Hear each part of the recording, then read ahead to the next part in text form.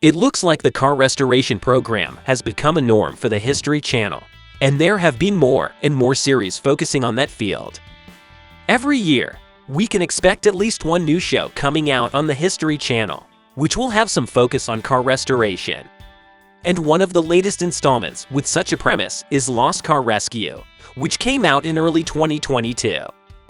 To be exact, Lost Car Rescue first aired on January 27, 2022 to February 17, 2022, with a total of 6 episodes. The first season ended with that, and many wanted to know if it will ever get a second season. Fortunately, history has confirmed that the show will get a second season, and it has already been renewed with a new contract. However, the exact date, or how many episodes there will be, hasn't been announced yet. We speculate it to be released somewhere in the latter half of 2024, but it can be wrong. We are just speculating and making a guess. We just have to wait and see. Now you might be wondering, what is different about this show than many other car shows that will make people want to watch it? Let's take a look at the basic summary of the show first. A team of 5 consisting of Steve Sager, the team's mechanic, Jessica James, the pilot, Dave Mischik, an auto body specialist, Lee Brandt, the crane operator, led by Matt Sager, who finds and locates the long-forgotten cars. They soar through Canada's northern wilderness to find the hidden gems that might be hidden deep there. They wanted to uncover the stories of those cars and the generations of people who have lived there. Okay, now that you know its brief plot, you might have already guessed what's different about this particular show. While other car series heavily focuses on the restoration process, Lost Car Rescue shows how and where they find these old forgotten cars.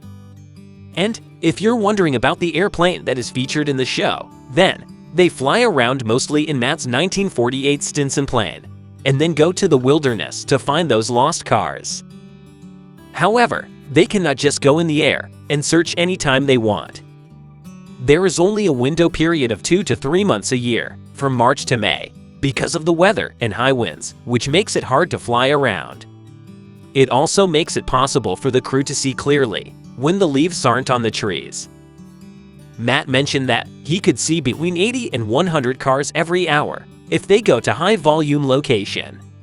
So, not finding the cars or inventory isn't really the problem. It's finding owners and convincing them to sell. Not every vehicles they find from the air are worth it. Matt and his friend Dave has been car hunting for the last 10 years, and it's not far-fetched to say that they have found 8,000 or 9,000 cars.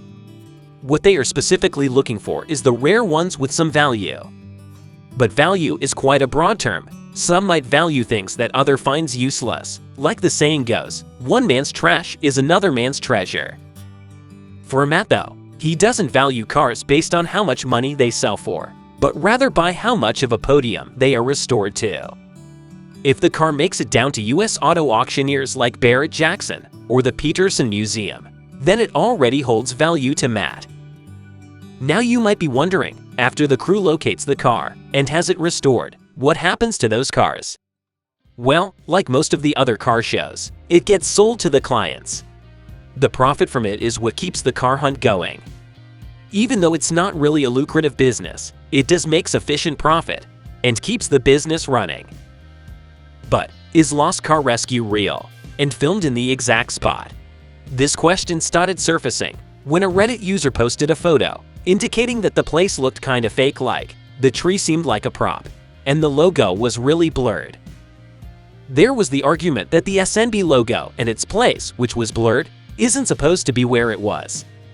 However, the truth is rather simple. It was just filmed during the Atlantic Nationals pre-COVID when the place was there. The argument that the show is staged cannot be disproven as well. Like many TV shows, some scenes could have been dramatized for effects, and some scenes could have just been edited differently. But mostly, it seems to be a legit show, filmed in real places finding real old cars. And that's it for the video. What are your thoughts on Lost Car Rescue? Do you like the show? Do comment on what your thoughts are. Hit the like button and subscribe to our channel if you like the video, and stay tuned for more.